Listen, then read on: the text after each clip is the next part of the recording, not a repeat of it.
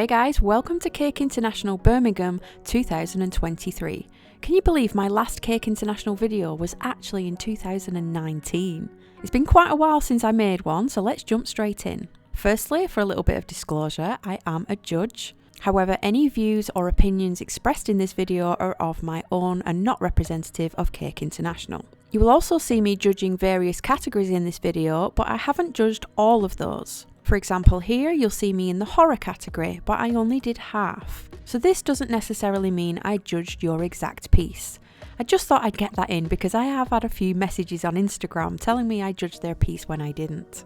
So our morning starts at 8:30, where we have a big meeting for all the judges to make sure we all know what categories we have, what pieces we have, and make sure we're all on the same page. We then head out onto the floor and quickly try to rope off all the areas as the public starts flooding in, because we don't want any of your pieces to be damaged.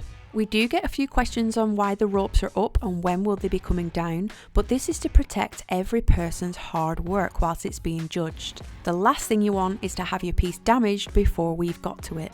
The second question, which is the most popular one, is what are we looking for?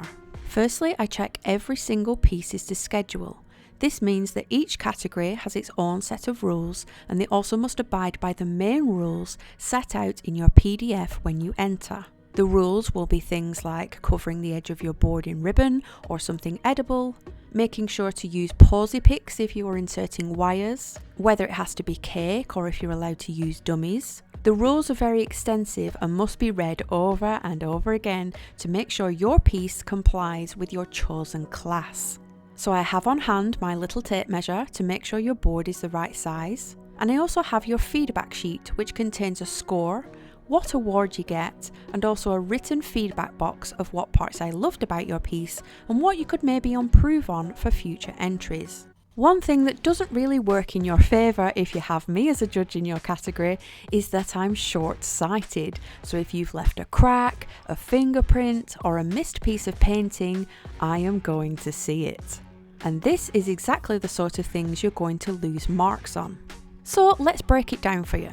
The first mark out of 20 points is for the overall design and concept. I look at your piece as a whole, and I ask myself, have I seen this a million times, or is this something new? Is it something quite generic and copied, or does it have a story to tell?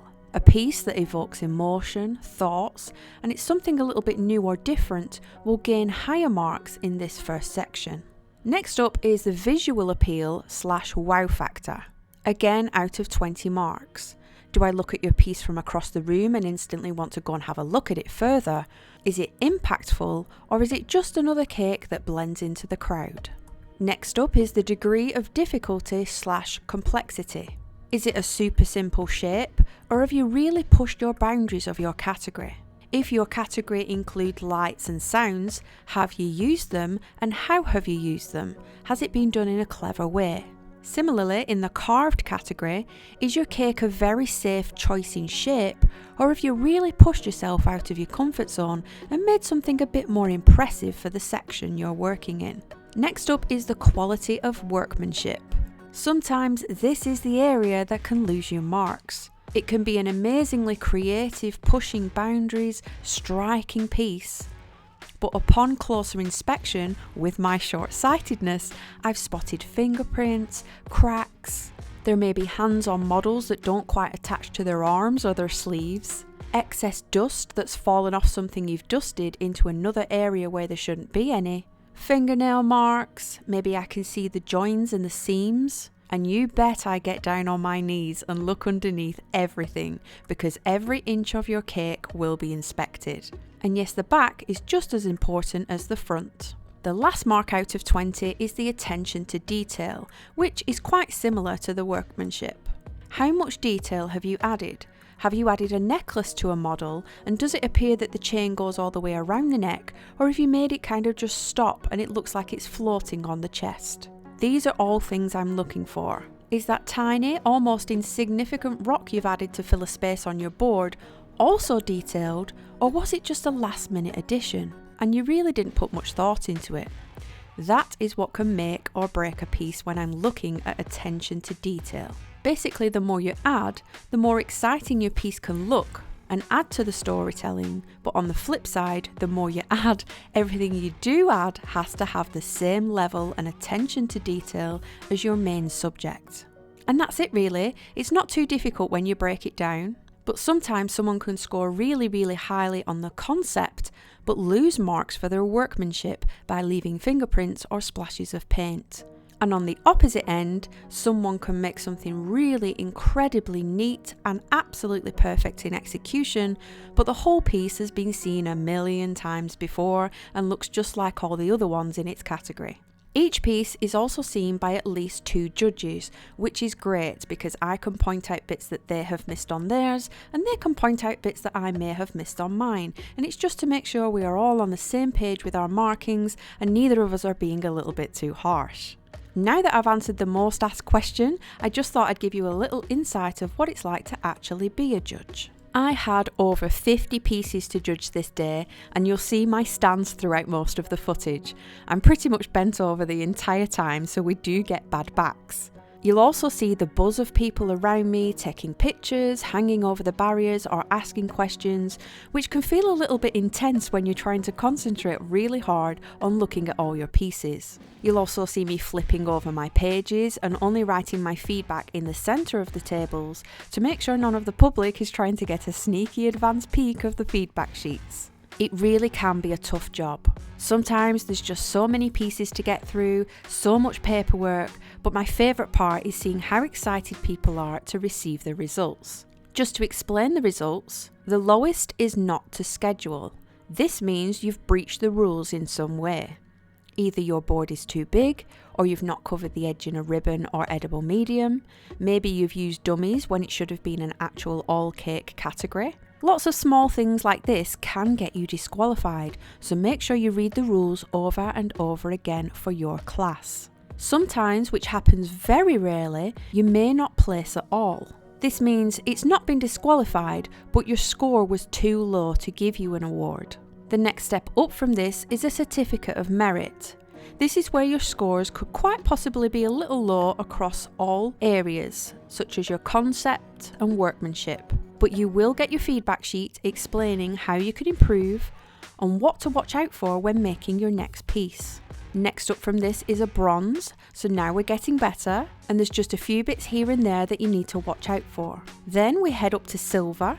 This is a great mark to achieve as it means your piece may have really good marks across the board, and there's just a few little areas you need to concentrate on to push through to get that gold. Then of course, gold place, which I admit is a little bit harder to reach than it used to be. And that is only because there are more and more people entering and the level of work is getting much, much higher with all the new gadgets and ingredients available now on the cake market that didn't even exist several years ago. There are more and more people playing with isomalt and gelatin and edible fabrics far more than they used to. So if you place anywhere between a certificate of merit and a gold, you should be super chuffed with what you've achieved. This is an international cake competition, not just a local bake sale at the end of the road. You are competing against some of the best from across different countries. So placing it all is an amazing achievement. Then, in addition to these awards, there will be a first, second and third place in your class. For example, in my class, I could have given out 5 different golds because they've all achieved high marks. And out of those 5 golds, there will be a first place with its highest marks, a second place and a third place, which levels you up even further, and it's such a huge honour to receive. The best in show is the best cake out of the entire competition across all classes, where first place golds are all banded together to see which is the ultimate best, and they'll take away a fabulous prize. I hope that helps a little and gives you a little insight into Cake International, whether you've not been before or you've only been a few times, or if you've entered before but just wasn't 100% on what we're looking for. As judges, we do kind of get a bit of flack now and again. Sometimes you'll hear people walk past and say, "Silver? Are the judges blind? That's clearly a gold." But I can assure you I'm definitely not blind, hence why it got a silver and not a gold, because I've spotted some pesky little finger marks on it. or maybe some detached limbs on some of the models. I do absolutely love seeing what people do in the various categories. I have to admit the horror category is one of my favourites, just to see how imaginative people can be. And being a horror fan myself, the gore doesn't bother me at all. Judging day is incredibly intense. We are there from early morning right through past tea time, still doing our paperwork and chatting about pieces. This means I don't usually get to see any of the rest of the show or anything really outside of the classes I'm judging. So this year, for the first time, I decided to go back on Sunday to have a good look around. First up here, we have my friend Mish. You may recognise her as 1/3 of Planet Fluff when we used to hold demos and afternoon teas together with our other friend Emma. Her stand this year was a Coco Chanel inspired exhibit featuring some stunning pieces. These sort of exhibits are great because they can give you lots of nice inspiration for wedding cakes that are just a little bit different from the norm, using different techniques and colours than your average white wedding cake. There's some really imaginative pieces here, and all the names of the creators are on the little plaques underneath their work. She always does a great job of pulling some fabulous artists together to make a cohesive display. And if that wasn't enough, she's one of the only people I know who makes an exhibit that comes with matching exclusive products. For example here, the black roses that have been used on a few of the cakes is actually an exclusive stencil made specifically for the exhibit that matches their logo. Always great to pass by one of Mish's displays to pick up inspiration.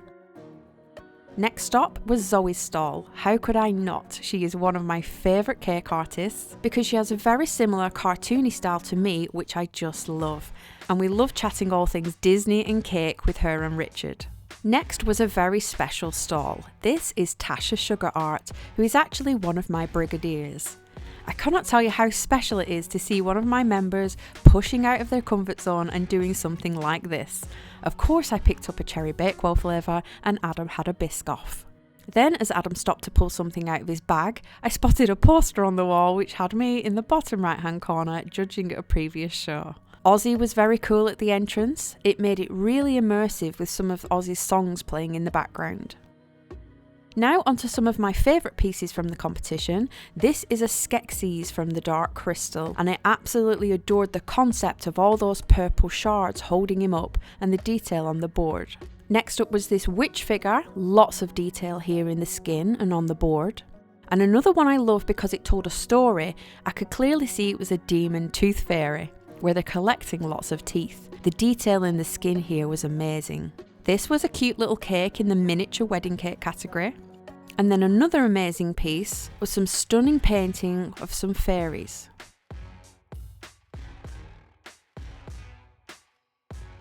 This little dude made me laugh on his skateboard. And then if you want a good example of what a gold award looks like, then this would be it. This was absolutely stunning because there was so much to look at and not something I'd seen before. There were so many little creatures hidden in and around this piece, and each one was done to perfection with no detail missed. The colouring was beautiful, the concept was amazing, and just look at those eyes, so detailed. One of my very favourite pieces that day. This was another showstopper that got my attention. The brickwork, the woodwork, just a sheer amount of detailing with no section that had anything boring about it. You could see right deep into the cave to a set of ladders. There was lots going on with lots of hidden doors and windows. And the scenery was just so well done, as well as the rock work. These are the sort of pieces to be aiming for high awards. Mrs. Doubtfire made me chuckle as I passed by. And here is another highly detailed piece of a big mouse house. Again, lots of storytelling going on here, lots of things to look at and point out. And this was just the front of the piece because I said the back is just as important, and just look at how much is going on here. This was in the alternative wedding cake category. I loved all the different monsters, and I loved that it was the same build as a wedding cake, in which it had bunches of flowers on it, but the flowers were all monsterfied. Another beautiful piece, I think this may have been in the festival category, but again lots to look at and lots of intricate detail work. I also love this little guy being a fan of cartoony things. I just loved his little hand on his face and all the brickwork on the board. Next, we stopped by the Sugar Screams exhibit based on the Netflix series Stranger Things. I'm a huge fan of Stranger Things, and I was loving this board, seeing all the creators either dressed up as an 80s throwback, or some of them actually using pictures of them from the 80s. I also laughed out loud when I spotted Henry Creel in here with his wooden spoon. This was a walk-through exhibit, which means you're fully immersed in the world, and upon entering we already have Demogorgon bursting through the wall and Joyce's Christmas lights on her couch. One of my favourite bits was little Dart in his tank. It honestly made my day. There were some amazing life-size creations, which always blows my mind because I am definitely not one of those kind of decorators. And even the small details such as the radio, VHS tapes and games are all made out of sugar too. 11 was in the next room, floating in her ice bath, and this was just insane. You can literally see her feet submerged in the water and under her legs. This was such a cool effect. Also, we have the rats, which showed something was starting to go a little bit wrong in Hawkins, the fictional town and where it's based. They even had the sink with little Demogorgon slugs in, and Hopper with his torch, wondering just what the heck is happening in here. Next, we stepped through another door into Scoops Ahoy ice cream parlour, where we had Steve and Dustin serving up some banana splits. No detail was missed. There was even an arcade machine with sugar details, and across from this, a Demogorgon himself in full glory. We also had style icon Erica in her pastel dungarees. This next room did actually blow my mind. We have Chrissy in the bedroom, but if you look up, you can see all the other characters staring down from the upside down. This again is just another one of my favourite details, just so cleverly thought out and done.